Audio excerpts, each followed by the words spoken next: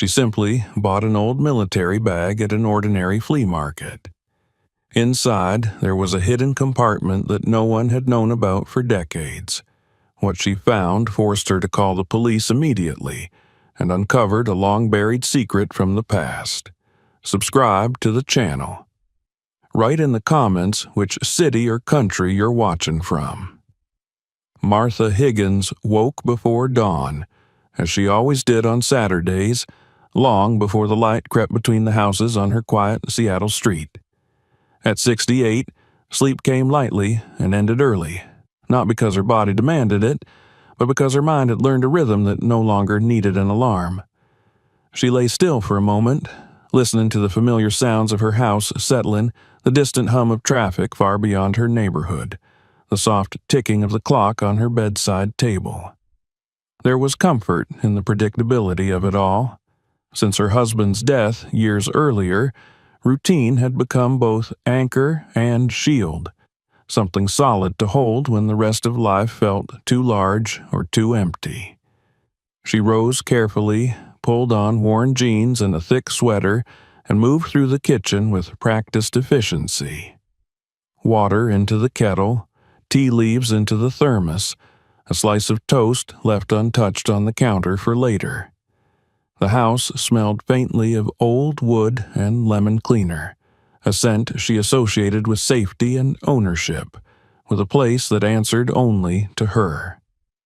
Before leaving, she checked that her small notebook was in her bag, along with her folding knife, her magnifying glass, and the thin work gloves she always wore when handling old things. These items were not tools of habit so much as extensions of her identity. They reminded her who she was now. A woman who restored what others discarded, who believed that objects carried memory and that memory deserved respect. The flea market lay on the outskirts of the city, sprawling across a cracked expanse of asphalt that once served as a warehouse lot. When Martha arrived, the sky was still heavy with early morning gray, the kind that promised rain later in the day. Vendors were setting up under patched canopies, the air filled with the sounds of folding tables snapping open and boxes being dragged across concrete. The smell of cheap coffee drifted from a food truck at the far end, mixing with damp fabric and old paper. Martha loved this hour before the crowds arrived, when the market felt like a private conversation between sellers and seekers, before voices grew loud and bargains became performances. She moved slowly down the rows, her eyes trained not on what glittered or demanded attention, but on what sat quietly, overlooked. Years of experience had taught her that the most interesting items rarely announce themselves. She paused at a table stacked with mismatched china, then at another covered in costume jewelry, her fingers brushing surfaces lightly, almost reverently.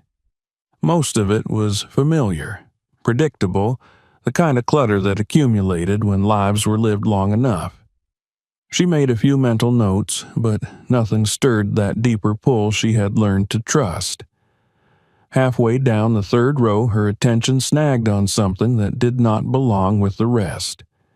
On a narrow table, pushed slightly back from the main aisle, lay a military satchel, its shape sagging with age, its once dark leather faded to a dull brown. The metal buckles were spotted with rust, but not evenly, as if the bag had been moved between different environments over the years. There were no patches or insignia left intact, only the faint outline of where something had once been sewn and later removed, leaving pale rectangles and tiny puncture marks behind. The satchel did not shine, did not promise value, but it radiated weight, both literal and otherwise. Martha lifted it carefully, surprised by the heaviness of it. An empty bag of that size should not have pulled so firmly at her arm. As she shifted it, she felt something inside knock softly against the inner wall, a dull, controlled sound that suggested solidity rather than clutter. Her fingers traced the strap, noting the thick, uneven stitches where it had been repaired by hand, not factory work. This was not a casual fix. Someone had taken time with it, perhaps in haste, but with intention. The man behind the table watched her too closely. He appeared to be in his mid-40s, his face lined more by tension than age, his eyes darting toward the aisle whenever someone passed. When Martha asked where the bag came from, he shrugged and said it had belonged to a relative, a veteran, though his voice lacked the ease of a rehearsed story. He added that he was clearing out old boxes and didn't want to take anything back home. His words came quickly, one over another, and when Martha tested the clasp, he flinched slightly and told her not to force it there. She noted the details without comment. The low price he offered without negotiation. His insistence on cash. The way his hands bore small, fresh cuts, as if from metal or sharp tools. Around his table there were no other military items, no helmets or medals, no uniforms that might support his explanation. Just this one bag, sitting alone, as if it were the only thing he truly wanted gone. Martha did not rush her decision. She had learned long ago that patience unsettled people more than confrontation. She asked for a lower price, watching his reaction. He agreed instantly, too quickly, his relief almost visible. That settled it. She handed him the bills, wrote a brief note in her notebook describing the item and the location, and carried the satchel back to her car. As she placed it in the trunk, she again heard that muted knock from inside, a reminder that the bag was not as empty as it appeared. Driving away, she caught sight of a gray sedan parked near the edge of the lot, its engine idling, the driver's face obscured by reflection. She told herself it meant nothing. Flea markets attracted all kinds. Still, when she glanced in the rearview mirror, she saw the man at the table hastily packing up, his canopy collapsing faster than the others around him. The image lingered with her long after the market disappeared behind her. By the time she reached home, the sky had darkened, clouds thickening into something heavier. Martha parked in her driveway and paused before taking the bag inside. The house stood quiet, as it always did, its familiarity a comfort. She reminded herself that she had handled hundreds of strange finds over the years, that curiosity had never harmed her before. With that thought, she lifted the satchel and carried it into the garage, already planning how she would clean and restore it. She did not yet know that this simple decision, made in the soft gray of a Seattle morning, had already set events in motion that would reach far beyond her quiet life, pulling threads from a past that refused to remain buried. The garage had always been Martha's refuge, a space that belonged to her alone. As she closed the door behind her and set the satchel down on the wide wooden workbench, the familiar surroundings steadied her nerves. The single overhead bulb cast a warm, focused light, leaving the corners in soft shadow. Shelves lined the walls, crowded with jars of solvents, tins of polish, coiled cords, and carefully labeled boxes filled with screws, needles, and thread. On one wall hung photographs browned with age, her late husband smiling beside a half-restored dresser, her younger self standing proudly next to a chair she had refinished decades earlier. These images were not decorations so much as witnesses, reminders of patience and skill earned over time. Martha washed her hands thoroughly at the utility sink, dried them on a towel that bore permanent stains from years of use, and pulled on her gloves. She did not turn on the radio, as she often did. Something about the bag demanded quiet. The absence of sound sharpened her awareness, making every creak of the house and distant car passing on the street feel closer, more intrusive. She placed the satchel flat on the bench and began her inspection the way she always did, slowly and methodically, letting her eyes guide her before her hands intervened. The leather was dry but intact, its surface cracked only at the edges, suggesting it had been stored carefully, perhaps wrapped, perhaps hidden away from direct exposure. She rubbed a small amount of conditioner into a corner and watched the material darken slightly, absorbing it almost greedily. That alone told her the bag had not been neglected in the way truly abandoned things were. The metal buckles were rusted, but again not uniformly. Some areas gleamed faintly beneath the corrosion, as if someone had applied oil to them at some point, preserving their function even as the exterior aged. She lifted the bag and turned it over, pressing lightly along the bottom. There was a stiffness there that did not match the rest of the structure. Her fingers paused, then pressed again, more deliberately. Beneath the outer layer, something flat and rigid resisted her touch. The stitching along the base caught her attention next. The thread was a different color than the rest, thicker, and the stitches were uneven, too tight in places, too loose in others. This was not factory work.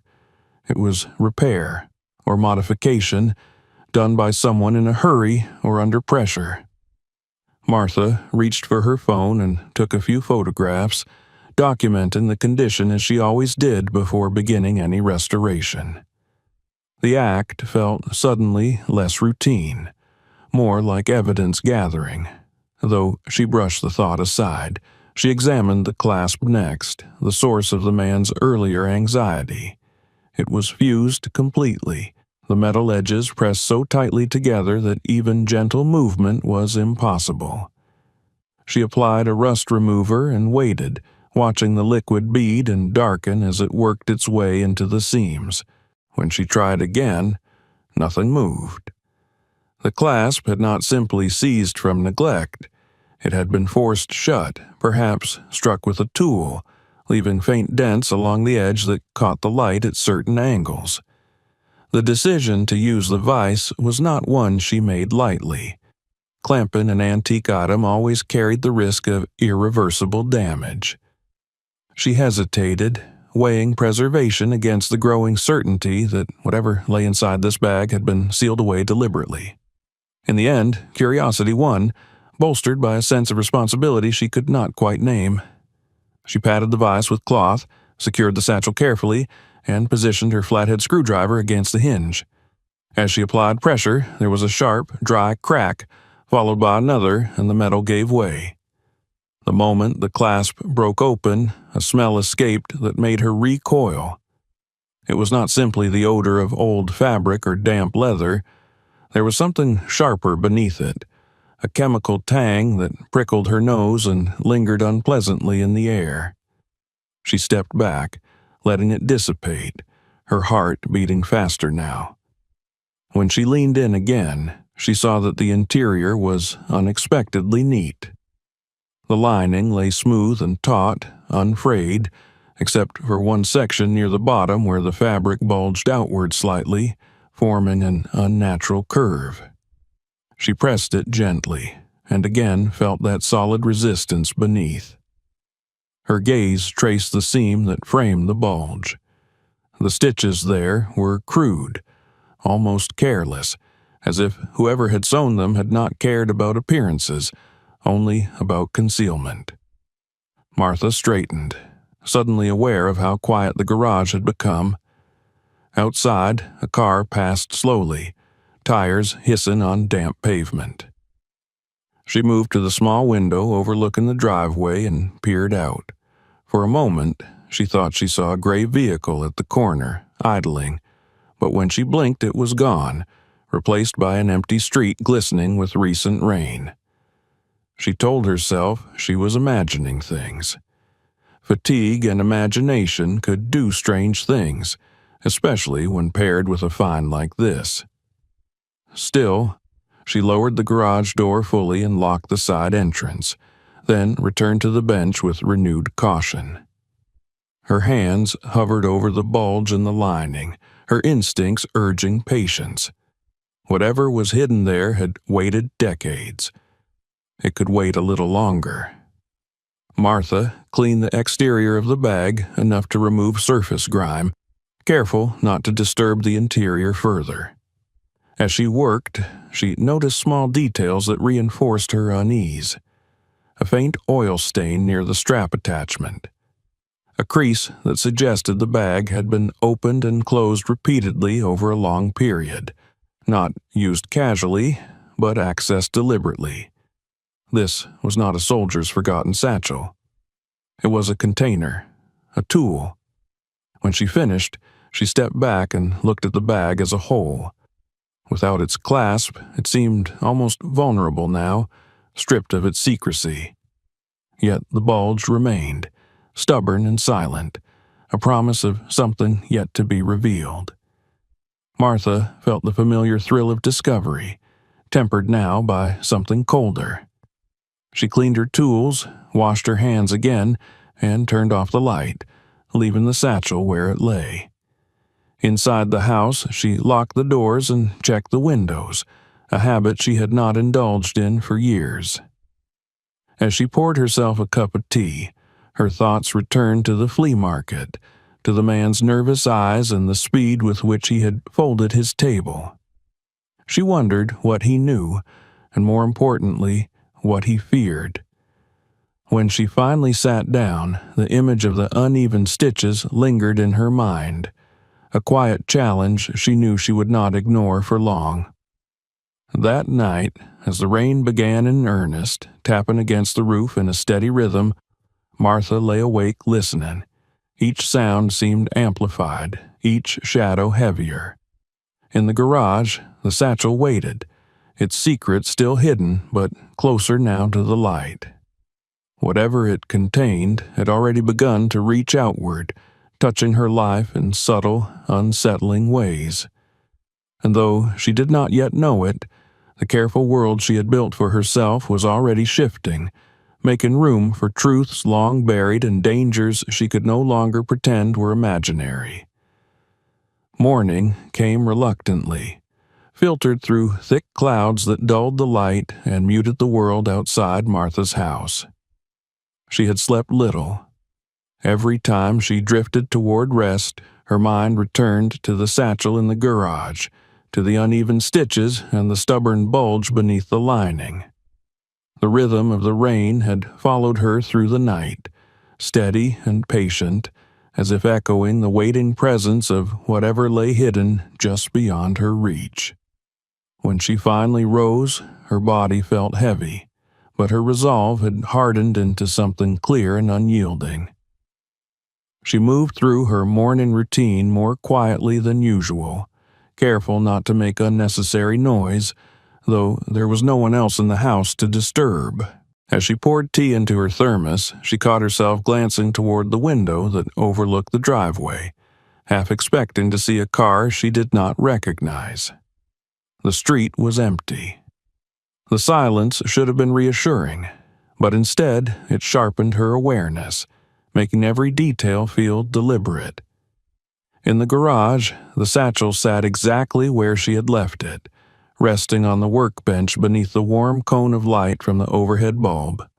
It looked harmless in the daylight, almost ordinary, stripped of the mystery that had clung to it the night before. Martha knew better. She washed her hands, pulled on fresh gloves, and took a moment to steady herself. This was not the first time she had uncovered something hidden inside an object, but never before had the act felt so consequential. She selected her tools with care, laying them out neatly on the bench. A small seam ripper, its metal tip polished smooth from years of use. A precision knife with a narrow blade she reserved for delicate work. A pair of fine scissors. These were not instruments of force, but of intention. She had no desire to tear or destroy. Whatever had been placed inside that bag had been done so deliberately, and she intended to meet that intention with equal deliberation. Her fingers traced the interior lining once more, following the path of the uneven stitches. The thread was thicker than the rest, slightly waxy, and discolored in a way that suggested age rather than dirt. She pressed gently along the seam, mapping the shape beneath. It was rectangular, too precise to be accidental. Her heart quickened, but her movements remained slow. She chose a point near the edge of the stitching where the thread color shifted, marking the boundary between original construction and later alteration. As she worked the seam ripper beneath the first stitch, she felt a faint resistance, then a soft release. The thread parted with a whisper, almost soundless. She paused, listening, though there was nothing to hear but her own breathing. One stitch became two, then three. The fabric began to loosen, opening a narrow gap that revealed the darker layer beneath. This was not simply a lining sewn over an object. There was structure here, a secondary layer of leather stitched into the bag itself. When the opening was wide enough, she slipped her fingers inside and felt the edge of a hidden pocket. It was narrow and deep, its interior smooth and cool to the touch. Something heavy rested inside, wrapped tightly. She drew it out carefully, inch by inch, until the bundle emerged fully into the light. It was smaller than she had expected, but denser, its weight concentrated and deliberate. The bundle was wrapped in waxed cloth, the surface stiff and faintly glossy, the edges folded with care. A length of twine bound it tightly, knotted in a way that made Martha pause. She recognized the knot immediately. It was not decorative, nor was it something a casual hand would tie. It was practical, secure, the kind taught in environments where reliability mattered, military, maritime, or both. She turned the bundle over slowly. On one side, barely visible beneath the wax, was the ghost of a stamp, a sequence of letters and numbers partially worn away by time. She could not make it out clearly, but the impression alone was enough to send a chill through her. This was not a keepsake. This was not something sentimental. This was meant to endure. For a long moment, she simply held it, weighing not just its physical heft but the implications of its existence. She considered the possibility that it contained nothing more than old papers, perhaps records of some forgotten transaction, maybe even personal correspondence. But the care with which it had been hidden argued against innocence. People did not go to such lengths for trivial things. Martha set the bundle aside and inspected the satchel further, her mind insisting on thoroughness before commitment. She checked the side pockets and smaller compartments, finding only the expected detritus of use, a tarnished button, its design worn smooth, the broken tip of a pencil, a scrap of paper so faded it was illegible. These items felt authentic, remnants of a life lived around the bag. The bundle did not. It felt inserted, an intrusion into an otherwise ordinary history. She returned her attention to the bundle, lifting it again. The waxed cloth gave off a faint, dry scent, something like old paper and candle smoke. She carried it into the house, choosing her small study rather than the kitchen or living room. The study was quiet, enclosed, its single window facing the backyard. A heavy desk lamp cast a focused beam of light, and her magnifying glass lay waiting where she had left it. She placed the bundle on the desk and sat, hands resting on either side of it as if bracing herself. Outside, the rain had eased, replaced by a low, even hum of distant traffic. She cut the twine carefully, preserving the knot as best she could, and unfolded the cloth layer by layer. Beneath it lay another wrapping, this one paper, sealed along the edges with hardened wax. The seal bore an imprint, a symbol she could not immediately place, pressed firmly enough to remain visible decades later. Her pulse quickened. She had seen seals like this only in photographs, in books about archives and vaults. She lifted the magnifying glass and studied it closely. The lines were crisp, intentional. Someone had wanted to ensure this package remained closed until the right moment, or perhaps forever. She hesitated then, truly hesitated, the knife poised just above the seal. A thought crossed her mind that once she broke it, there would be no undoing the act. Whatever lay inside would move from hidden history into the present, and she would be the one responsible for that transition. Her hand trembled slightly, and she drew a steadying breath. The knife slid beneath the wax with a soft crackle, the seal breaking apart in brittle fragments. The paper parted, and the contents revealed themselves in a way that made Martha's breath catch in her throat. Inside were documents, folded neatly, their edges yellowed but intact. Beneath them lay a stack of old banknotes, thicker and heavier than modern bills, their surfaces stiff with age, and tucked beneath it all was a folded map, the paper heavier than the rest, creased and recreased as if it had been consulted many times. She lifted one of the documents first, handling it by the edges. Stamps marked the page, inked impressions that spoke of authority and bureaucracy. Numbers marched across the top in careful rows. This was not personal writing. This was official. Her fingers tightened involuntarily, and the document slipped from her grasp, landing softly on the desk. Fear rose in her chest, sharp and unexpected. Martha pushed back from the desk and stood, her chair scraping loudly against the floor. The sound startled her, echoing too sharply in the small room. She pressed a hand to her mouth, her thoughts racing. She did not need to understand every detail to know that what she had uncovered was dangerous, not because of its age, but because of its significance. She gathered the items back into the wrapping as carefully as she could, though her hands shook now, betraying her calm. The sense that she was no longer alone with this discovery pressed in on her, heavy and inescapable. Whatever story these documents told, it was not finished. And somehow, impossibly, she had stepped into the middle of it. Standing there in the quiet of her study, the bundle once again bound but forever changed, Martha understood that her life had shifted irrevocably. The satchel was no longer just an object from a flea market. It was a doorway, and she had opened it. The study felt smaller once the seal had been broken, as though the walls themselves had drawn closer to listen. Martha stood motionless for a long moment, the desk lamp casting a bright circle over the reopened bundle, its contents now exposed in a way that made the air seem heavier.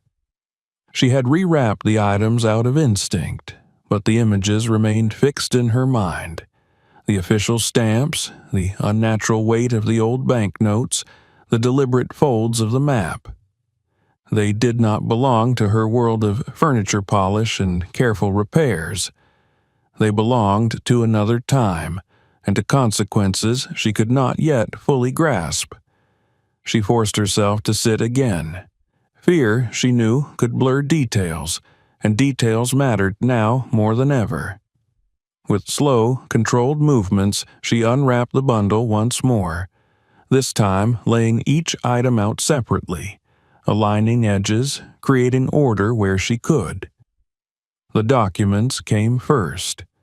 There were several sheets, all of similar size, the paper thick and fibrous, yellowed evenly, as if protected from light for most of its life. The stamps were deep and authoritative, pressed with a certainty that suggested federal oversight. Dates stood out immediately, early 1930s. Her breath caught as she read them again, her mind instinctively searching memory for context. She had grown up hearing stories about that era, told in fragments by adults who had lived through it. The Depression, bank failures, desperation that pushed ordinary people into extraordinary acts.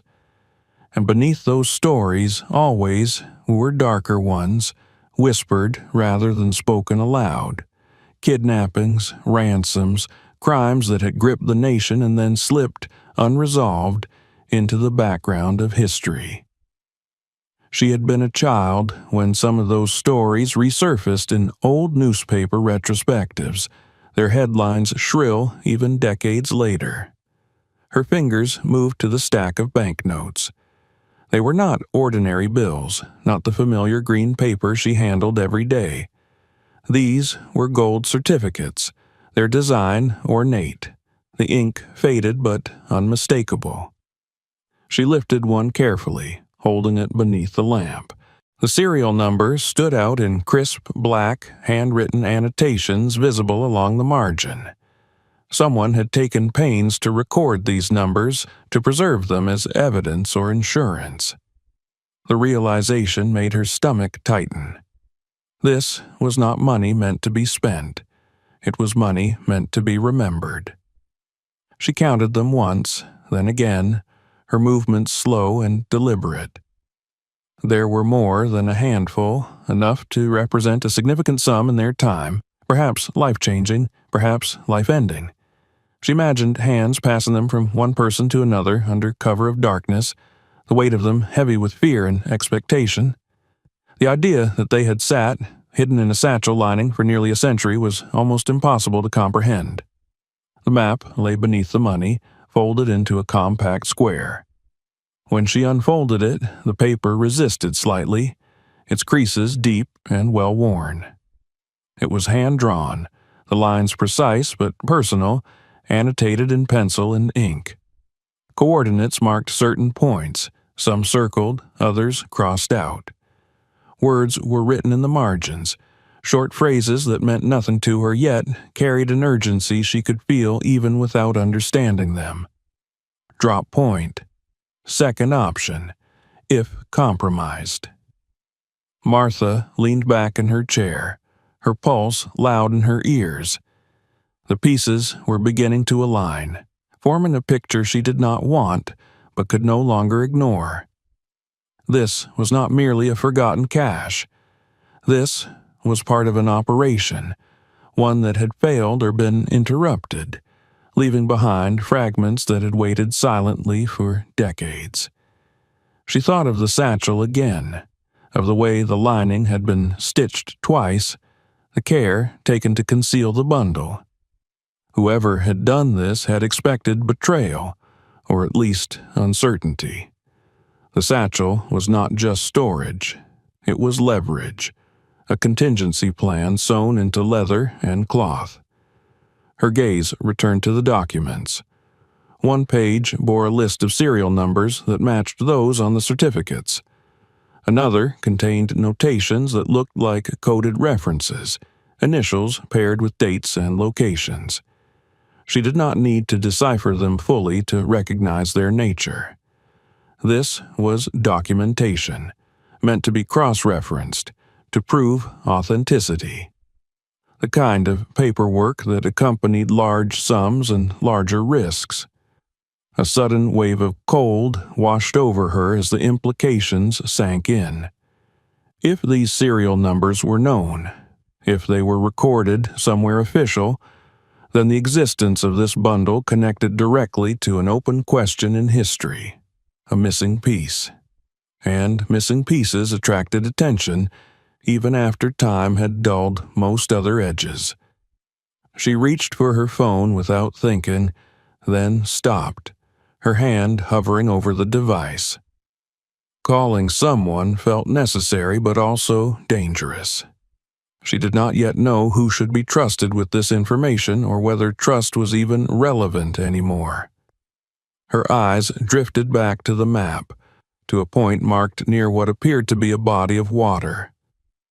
Another mark lay farther inland, connected by a thin penciled line. 2 routes, 2 chances. Martha realized then that whoever had drawn this map had anticipated failure. They had planned for alternatives, for retreat. That knowledge alone changed the nature of what she held. This was not an impulsive crime. It was calculated, rehearsed, layered with contingencies. The person who had hidden this bundle had lived with fear, had expected pursuit. She stood abruptly, the chair scraping again, and moved to the window. Outside, the backyard lay empty, wet grass reflecting the dull light of the overcast sky. Nothing moved. Still, she felt exposed, as if the knowledge she now possessed radiated outward, visible to anyone who knew how to look. She closed the blinds slowly, deliberately, and turned back to the desk. Her decision came not as a single thought, but as an accumulation of understanding. These items did not belong in her care. Keeping them was not just risky, it was wrong. Whatever justice or resolution they could bring would not come from a retired woman working alone in a quiet neighborhood. It would come from institutions built to handle such weight, flawed though they might be. She began to reassemble the bundle, this time documenting what she could without disturbing it further. She photographed the serial numbers, the stamps, the map, her hands steadying as purpose replaced panic. Each click of the camera felt like a small act of surrender, a transfer of responsibility from secrecy to process. As she worked, her phone rang. The sound startled her, sharp and intrusive. She glanced at the screen. An unknown number. Her heart raced as she answered, holding the phone slightly away from her ear. There was nothing on the other end. No voice, no breathing, just silence. After a few seconds, the call disconnected. Martha lowered the phone slowly, her fingers numb. That was enough. Whatever doubts remained dissolved in that moment.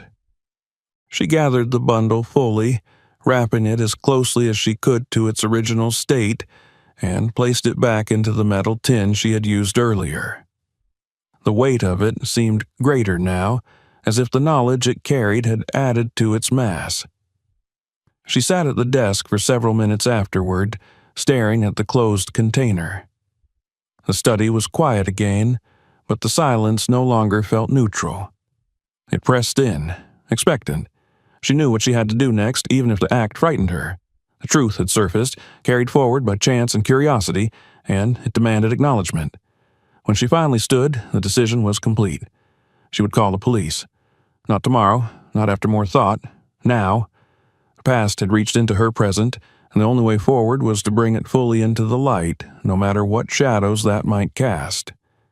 The decision to call the police did not bring immediate relief. If anything, it sharpened Martha's awareness of every second that passed between the moment she set the phone down and the moment someone would arrive.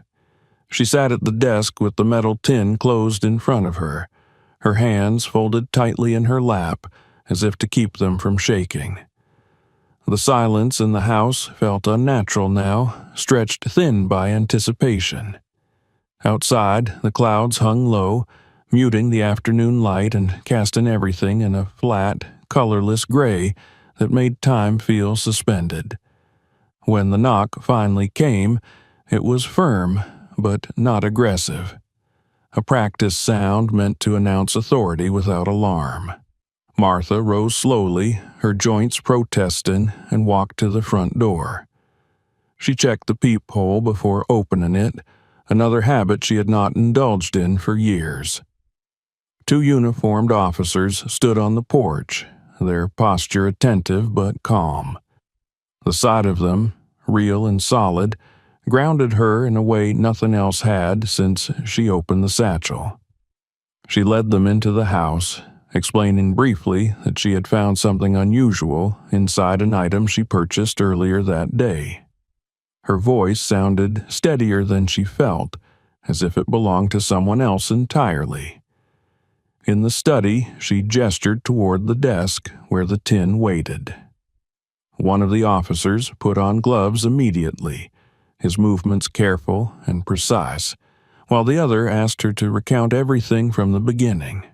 Martha told them about the flea market, the military satchel, the man who sold it to her. She described his nervous manner, the low price, the way he had packed up quickly after the sale. She mentioned the gray car she thought she had seen near the edge of the lot, careful to say she was not entirely certain. The officers exchanged brief glances but did not interrupt. When she finished, one of them opened the tin and examined the contents without removing them fully, his expression shifting subtly as he took in the stamps, the old banknotes, the map. "This is beyond routine," he said quietly, and stepped aside to make a call. Within minutes, the atmosphere in the house changed. Radios crackled softly. The officers asked Martha to repeat certain details, clarifying times, locations, descriptions. They asked what tools she had used, whether she had touched the documents directly, whether anyone else had been present. She answered as honestly and thoroughly as she could, aware that every word mattered now. They told her a detective would be arriving shortly, someone with experience in historical cases and financial crimes. Until then, they asked her not to leave the house and not to contact anyone else about what she had found. Martha nodded, the weight of their words settling heavily on her shoulders. She realized then that this was no longer her discovery alone. It had entered a system far larger than her quiet life. The detective arrived less than an hour later. He was a tall man in his early 50s, his hair graying at the temples, his movements unhurried. When he introduced himself, his voice was calm, almost gentle, as if he understood that urgency could unsettle as much as it could motivate. He listened as Martha told her story again, this time with more detail, his questions probing but respectful. He asked her to describe the stitching inside the satchel, the knot on the twine, the smell that escaped when she opened it. Each detail seemed to confirm something forming in his mind. When he examined the documents and money more closely, his expression grew serious. He did not explain much at first, only that the serial numbers and stamps suggested something very specific, something that would require verification at a higher level. He thanked her for calling immediately, telling her that many people would have hesitated, or worse, tried to profit from such a find. His words carried no judgment, only quiet acknowledgment. The satchel and its contents were carefully packaged as evidence, photographed, labeled, and sealed. Watching them leave her desk felt strangely like watching a part of herself be taken away, though she knew it was necessary. The detective handed her a receipt and his card, instructing her to call if she remembered anything else about the flea market or the seller. Before leaving, he paused and looked at her more closely. "Did anyone see you buy the bag?" he asked. Martha hesitated, then mentioned the man's reaction, the speed with which he packed up, the gray car she could not be sure about. The detective nodded slowly, his eyes narrowing just slightly. He told her to be cautious over the next few days, to lock her doors, to report anything unusual. It was advice delivered calmly, but it carried an undercurrent that made her heart sink. After they left, the house felt emptier than before. The study seemed stripped bare without the desk lamp illuminating the bundle, without the physical proof of what she had uncovered. Yet, the sense of danger lingered, invisible but persistent. As evening fell, Martha noticed a car drive slowly past her house, then another. She told herself it was coincidence, that she was letting fear color her perception. Still, she drew the curtains early and double-checked the locks. That night, sleep came even harder than before. She lay awake, listening to every sound, the creak of the floorboards, the distant bark of a dog, the occasional rush of a car on wet pavement. At one point, her phone buzzed, a missed call from an unknown number, no voicemail. She stared at the screen for a long time before setting it down, her chest tight with unease. The following morning, the detective called. He told her that preliminary checks on the serial numbers had yielded a match, one that sent a ripple through their department. The money appeared to correspond to a list associated with a high-profile case from the early 1930s, a kidnapping that had once consumed national attention and then faded into unresolved legend. Further verification was underway, but the implications were significant. Martha sank into a chair as she listened. The past, it seemed, was no longer content to remain buried. It had reached out through a thrift store purchase and wrapped itself around her life, tightening with each new revelation. When the call ended, she sat in silence, staring at the wall, aware that this was only the beginning. The truth was moving, and somewhere, someone else knew it had been disturbed. The detective arrived the next morning, just after sunrise, when the light was still thin and pale, as though the day itself had not yet decided what shape it would take. Martha had not slept. She had spent the night drifting between the couch and the window, watching shadows move across the street, listening for sounds that might mean something or nothing at all. When the knock came, she felt neither surprise nor relief, only a dull readiness, as if some part of her had already accepted that normal time no longer applied. He entered without haste, removing his coat and setting it carefully over the back of a chair, as though this were an ordinary visit rather than the continuation of something that had begun decades before either of them had been born. His expression was controlled, professional, but there was a gravity beneath it that Martha had not seen the day before. "They have been confirmed," he said after they sat. "The serial numbers, there is no doubt now." Martha felt the words settle inside her slowly, like sediment sinking through water.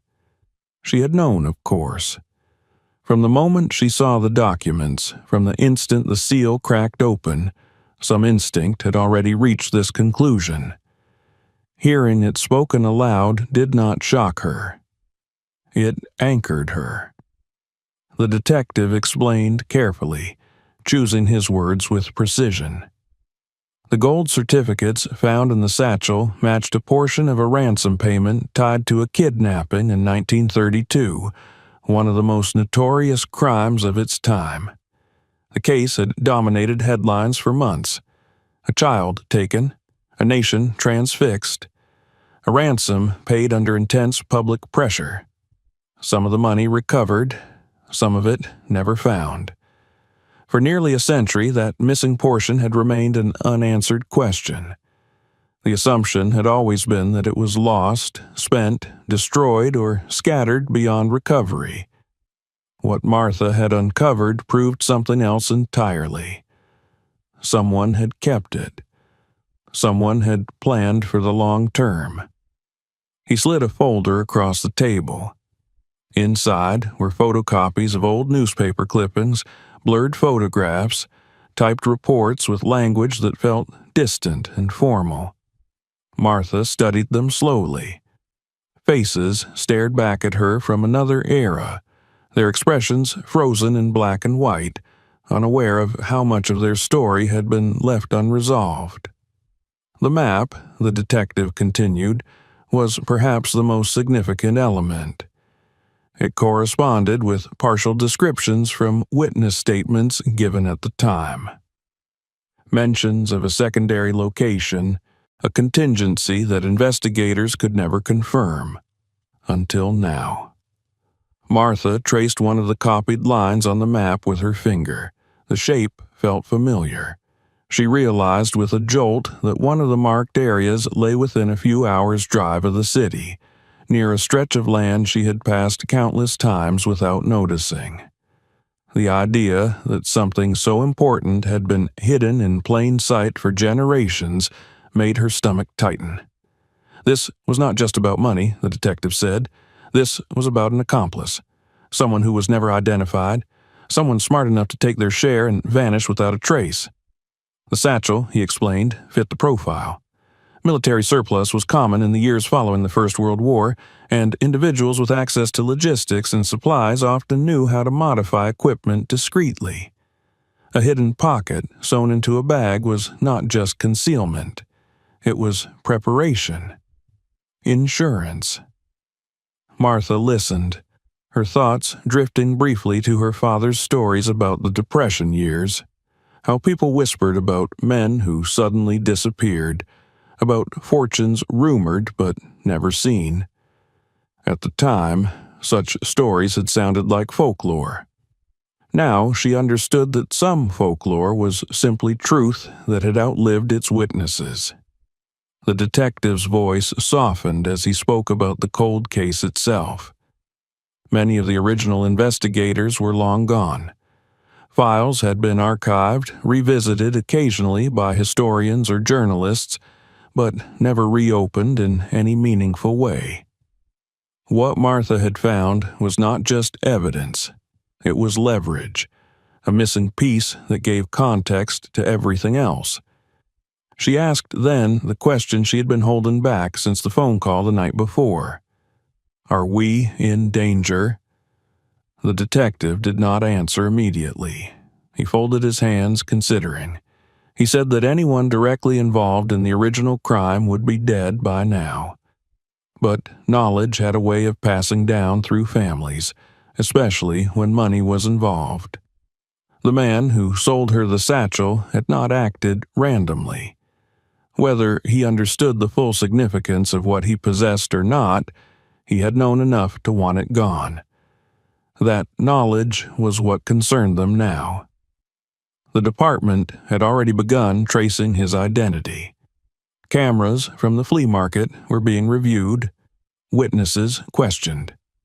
A pattern was forming, though it was incomplete. The man had used a false name.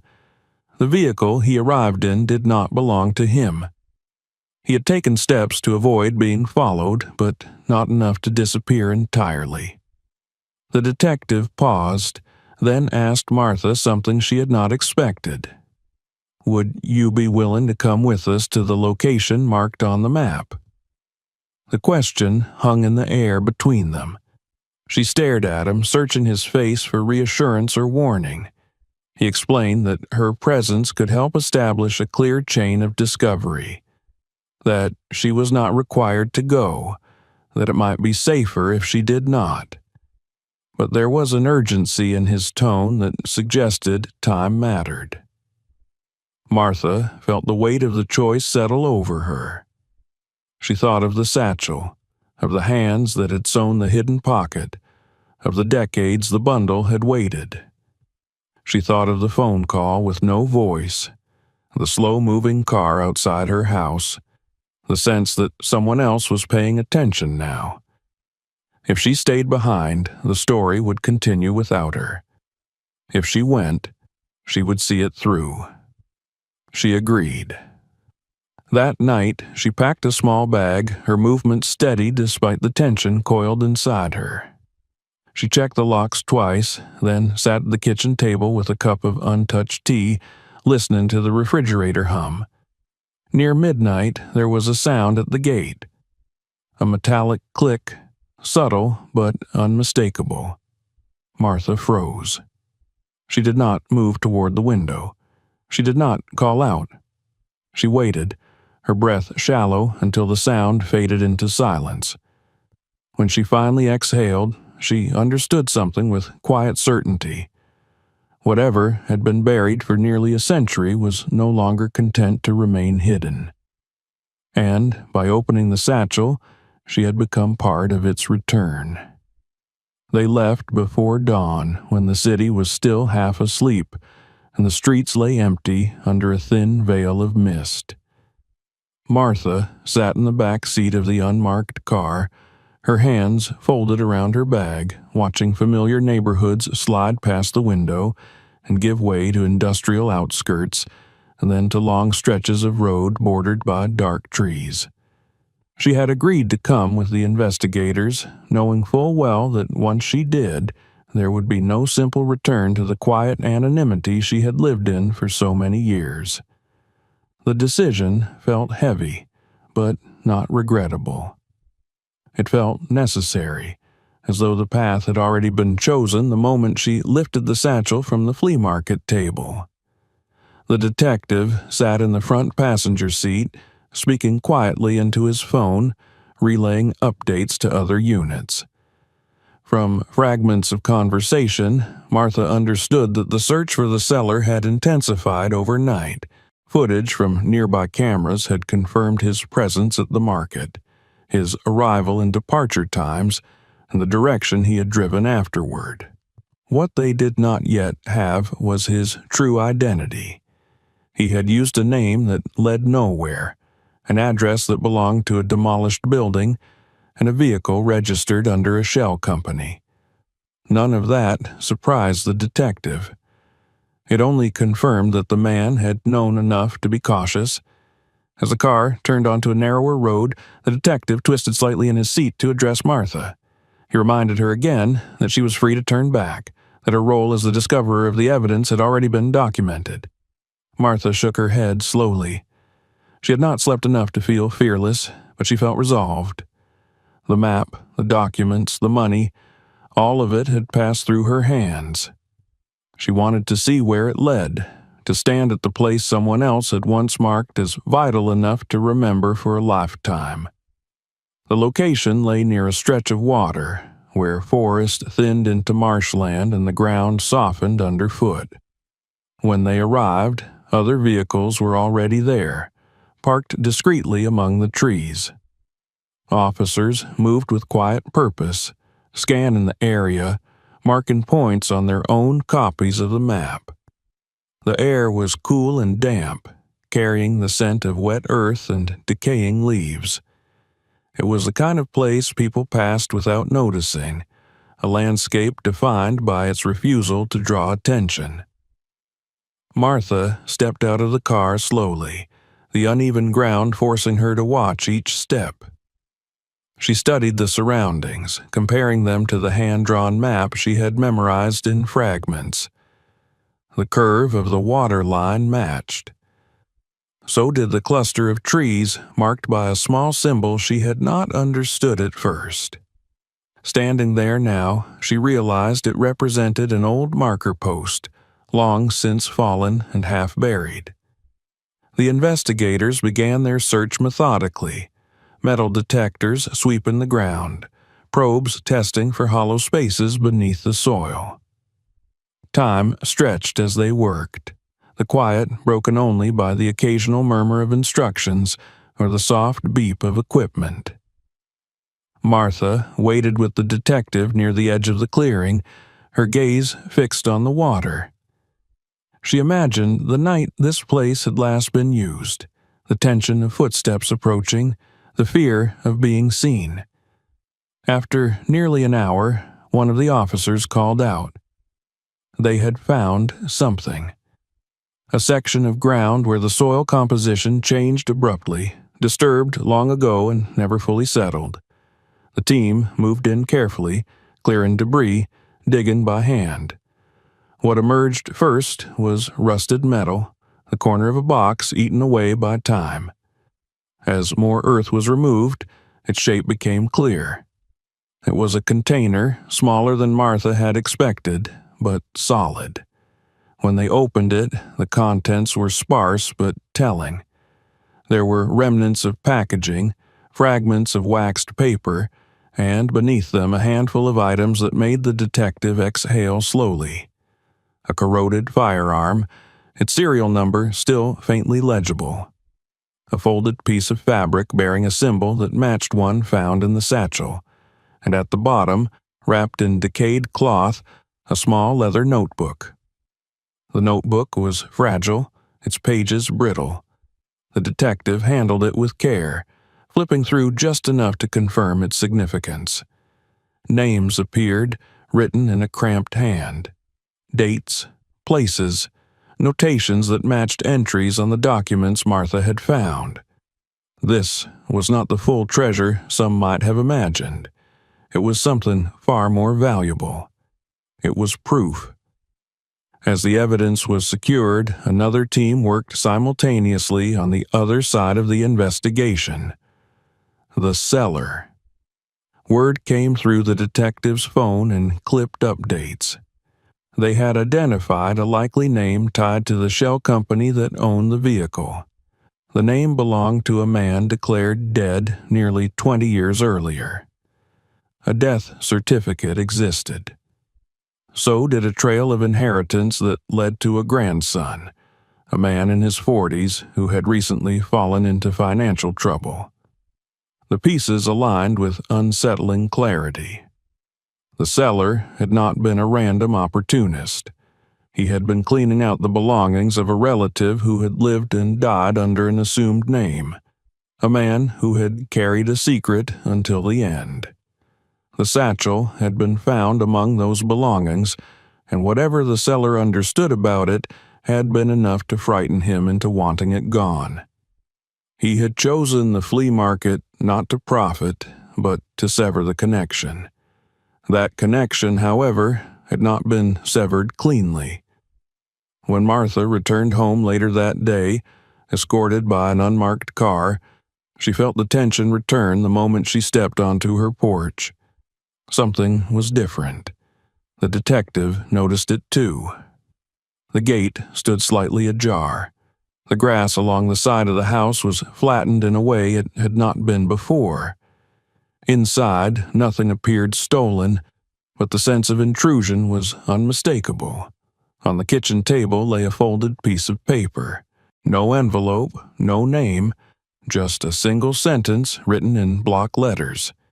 You do not know what you were holding. Martha read it twice, her hands cold. The detective took the paper without comment, his jaw tightening. He assured her that this only confirmed that they were on the right path. That fear often followed exposure, that she would not be left alone. That night, she did not stay in her house. She agreed, finally, to go somewhere safe, a small apartment arranged by the department. As she lay in an unfamiliar bed, listening to unfamiliar sounds, she thought of the man who had sold her the satchel. She wondered whether he was running, hiding, or watching. The hunt was closing in, and with it came the knowledge that the past, once disturbed, did not release its hold easily. The final days of the investigation unfolded not with sudden violence or dramatic chases, but with a steady tightening, like a net drawn slowly closed.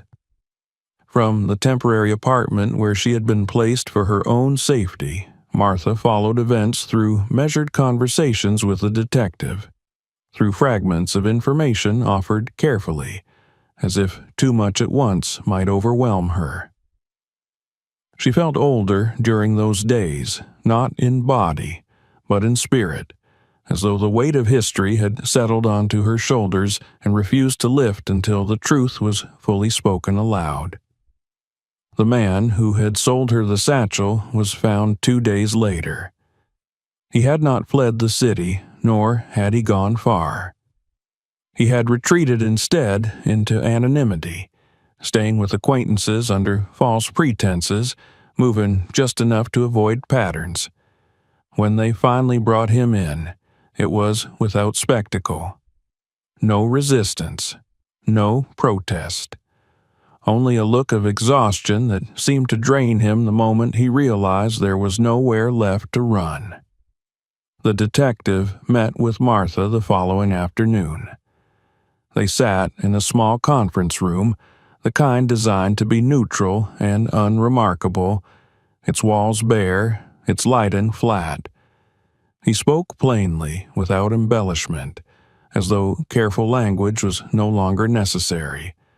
The seller's name, he told her, was Daniel Reeves. The name itself meant nothing to her, and that was the point. It had been chosen because it carried no weight. Daniel was not the man connected to the crime. He was the inheritor of that man's silence. His grandfather, whose real name had surfaced only now through the notebook recovered at the coordinates, had been the missing accomplice in the 1932 kidnapping. Not the mastermind.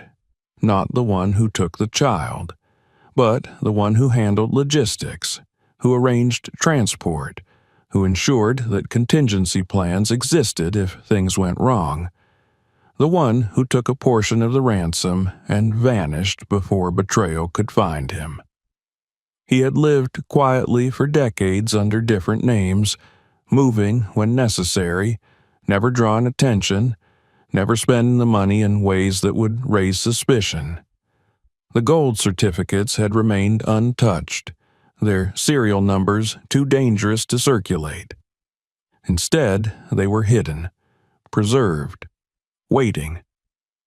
The satchel had been his insurance policy, the map his escape route, the documents his proof in case he ever needed to bargain for his life. Daniel had discovered the satchel after his grandfather's death, buried beneath other possessions, its weight and construction immediately suspicious. He had not known the full story, only enough to understand that whatever was inside connected to something old and dangerous. Fear, not greed, had driven him to the flea market. He had wanted the object gone, not knowing that by selling it, he was completing a circle that had remained open for nearly a century. The evidence recovered from the site on the map, combined with the documents Martha found, closed the case definitively. Names long absent from official records were restored. The timeline of the crime was corrected. The final, unanswered questions that had haunted generations of investigators were, at last, resolved. For the public, the story emerged gradually, filtered through press releases and carefully worded statements. Headlines spoke of an accidental discovery, of a cold case reopened by chance. Martha read them with a strange sense of detachment. The story felt both deeply personal and entirely separate from her, as though she had been a conduit rather than a protagonist. She declined interviews. She did not want her face attached to the narrative. The detective respected that, ensuring her privacy was protected as much as possible. Still, letters arrived. Some were simple notes of thanks. Others were more unsettling, strangers projecting their own meanings onto her experience. She read a few, then stopped. The danger faded gradually. The unknown calls ceased. The feeling of being watched loosened its grip, though it never vanished entirely. When she finally returned home, the house felt both familiar and altered, like a place revisited after a long absence. The garage smelled the same. The workbench stood as it always had, yet the space where the satchel had rested felt conspicuously empty. One afternoon, weeks later, Martha received a formal letter from the department. It thanked her for her cooperation and acknowledged the role her actions had played in resolving the case. She folded it carefully and placed it in a drawer, unsure what to do with it beyond that. Recognition was not what she had sought. Closure, perhaps, but even that felt incomplete. She returned slowly to her routines. Flea markets, restoration work, quiet mornings, and she found herself looking at objects differently now. Every old bag, every sealed drawer, every uneven stitch seemed to carry the possibility of hidden lives and buried choices. She understood more deeply than before that objects did not merely outlast people. They remembered them. On a clear Saturday morning, months after everything had ended, Martha found herself once again at the same flea market. The rows were full, the air lively with voices and bargaining. She walked the aisles as she always had, her pace unhurried, her eyes attentive. She paused at a table where several old satchels lay piled together, their leather cracked, their straps frayed. For a moment, she imagined what might be hidden inside them. Then she moved on. As she reached the edge of the market, she glanced instinctively toward the place where the nervous seller's table had once stood. It was empty now, occupied by someone else selling glassware. There was no gray car idling nearby, no sense of urgency pressing in on her chest. Martha made a note in her small notebook, not about a purchase, but about a thought. She closed it, slipped it into her bag, and walked away, carrying with her the quiet understanding that some stories waited patiently for the right moment to be found, and that sometimes all it took to uncover them was a simple, accidental choice. If this story shocked you, make sure to subscribe to the channel. New discoveries, hidden truths, and real mysteries are coming very soon. Watch our other videos to see what ordinary people uncover when they least expect it. And don't forget to share this video. Someone else needs to see this story too.